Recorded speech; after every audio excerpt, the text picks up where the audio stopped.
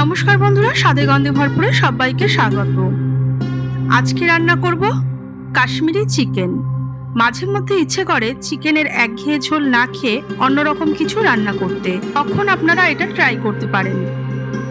আজকের রেসিপিটি ভালো লেগে থাকলে শেয়ার করবেন, আর আমার চ্যানেলে নতুন হয়ে থাকলে চ্যানেলটিকে সাবস্ক্রাইব করতে ভুলবেন না। চলুন রেসিপিটা শুরু করা যাক। আমি এখানে দুটো মিডিয়াম সাইজের পেঁয়াজ কুচি নিয়েছি। মিক্সিং জারের মধ্যে দিয়ে দিচ্ছি কেটে রাখা পেঁয়াজ।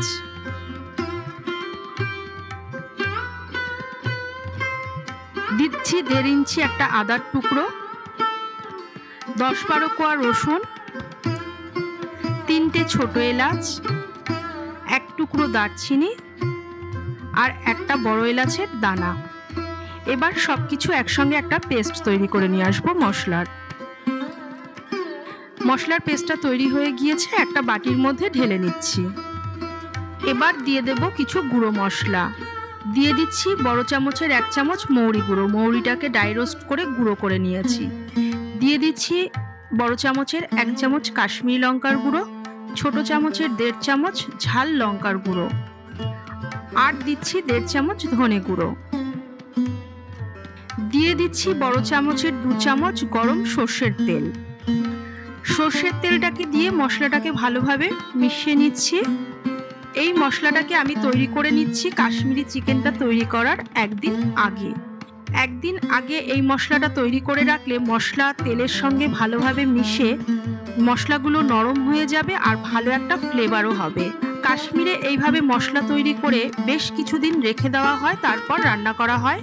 আমি একদিন আগে কাজটা করে রাখলাম। এখানে 1 কেজি চিকেন নিয়েছি। চিকেনটাকে ভালো করে ধুয়ে পরিষ্কার করে জল ঝরিয়ে নিয়ে এসেছি। দিয়ে দিলাম 1 চামচ কাশ্মীরি লঙ্কার গুঁড়ো, 1.5 চামচ হলুদ গুঁড়ো, 1 চামচ ধনে গুঁড়ো, আর দেব 3 চামচ টক দই।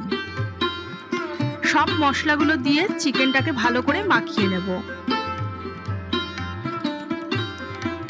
আমি এখানে লবণ দিচ্ছি না, এখন লবণটা রান্না করার সময় দেব। মশলা দিয়ে চিকেনটাকে ভালো করে মাখিয়ে নিচ্ছি। আপনারা এটা হাত দিয়েও করতে পারেন।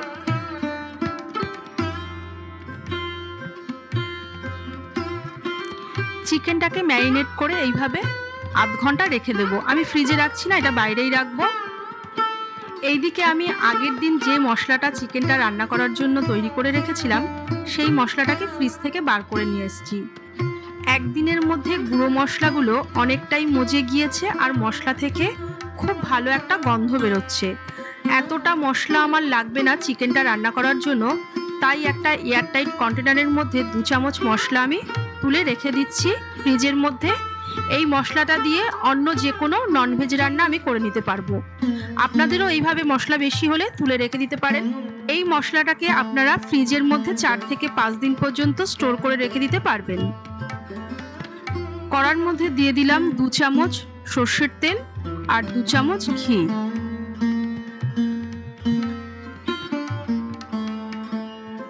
তেলটা গরম হয়ে যাওয়ার পর দিয়ে দিচ্ছি একটা ছোট এলাচ, 1 ইঞ্চি দারচিনি, 3টে লবঙ্গ, আর দিয়ে দিচ্ছি 1/2 চামচ সাজিরে। গোটা মশলাগুলোকে কিছুক্ষণ ভেজে নেওয়ার পর এর মধ্যে দিয়ে দিচ্ছি ম্যারিনেট করে রাখা চিকেনগুলো।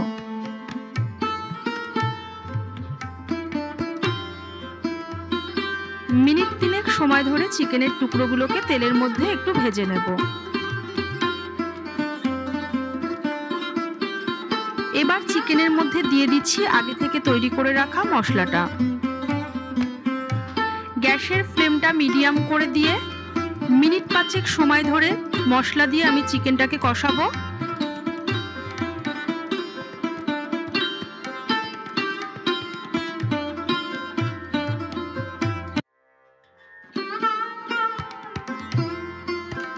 মিনিট 5 সময় ধরে চিকেনটাকে কষাবার পর এবার দিয়ে দিচ্ছি স্বাদ মতো লবণ। লবণটাকে দিয়েও মিনিট খানেক একটু চিকেনটাকে কষিয়ে নেব।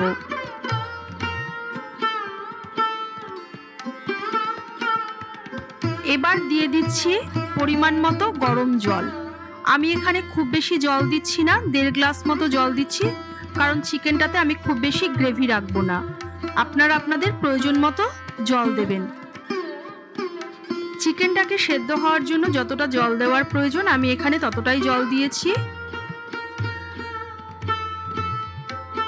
এবার একটা ঢাকা লাগিয়ে দেব চিকেনগুলো সেদ্ধ হওয়ার জন্য। মিনিট 3 পর ঢাকাটা খুলে নিয়ে দেখে নিচ্ছি চিকেনগুলো সেদ্ধ হয়েছে কিনা।